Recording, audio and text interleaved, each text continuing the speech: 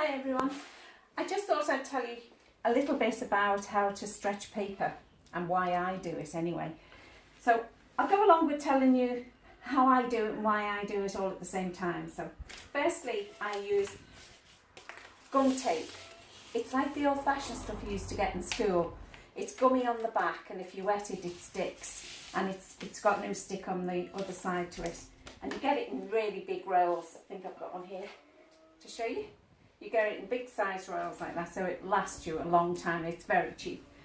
And then the paper that you're going to use is whatever paper you prefer to use.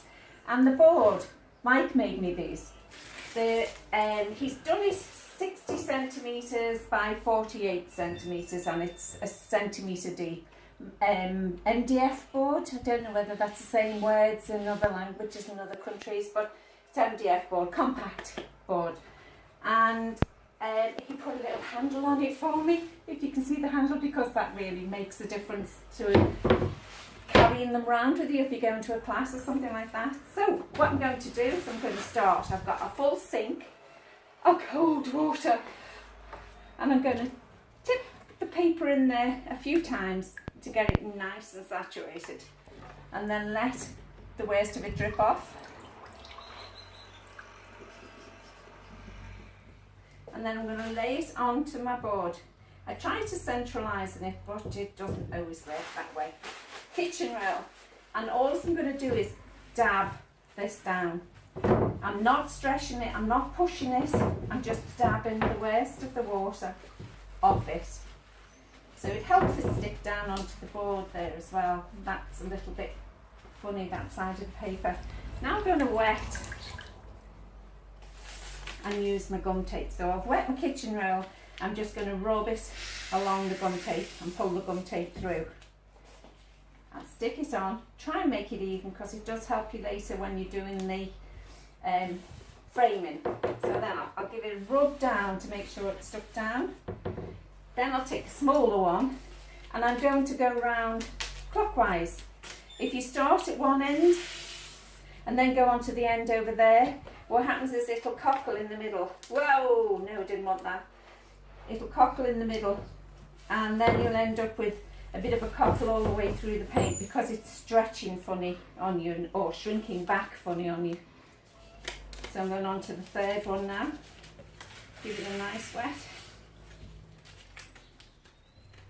And you can see it's starting to cockle already.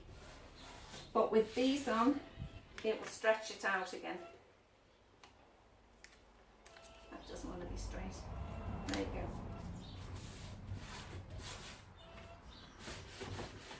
go.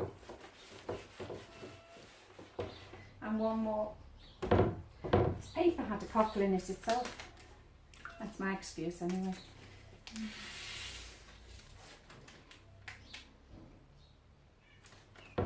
And let it dry naturally. If you start letting it dry by hair drying this, the underneath will still be wet and the top will be dry, and then it'll start to cockle in a different way. So just let it dry naturally, flat on the tabletop, and then when it's dried, I'll show you again how it's done. Right, this is one that I dried earlier, and I've started doing something on it, but you can still see how nice and flat the paper is, and that's the way it'll dry. Sometimes it doesn't work, but most of the time it will if you work round clockwise as you're doing it. The reason I do stretch the paper, I work on 200-pound weight paper, but I still stretch it. And I stretch it for the simple reason that I use a lot of water and it stops it from cockling. And then B, when I'm starting to play with the paint and I'm moving everything around, I can hold on to the board and move everything around. If you start holding on to the paper and moving everything around, if your paper's wet, what could happen is you could rip the paper, and I would rather spend an extra 10 minutes stretching a piece than wasting painting from stretching it, from ripping it. Sorry about that. Okay, hope you enjoyed that.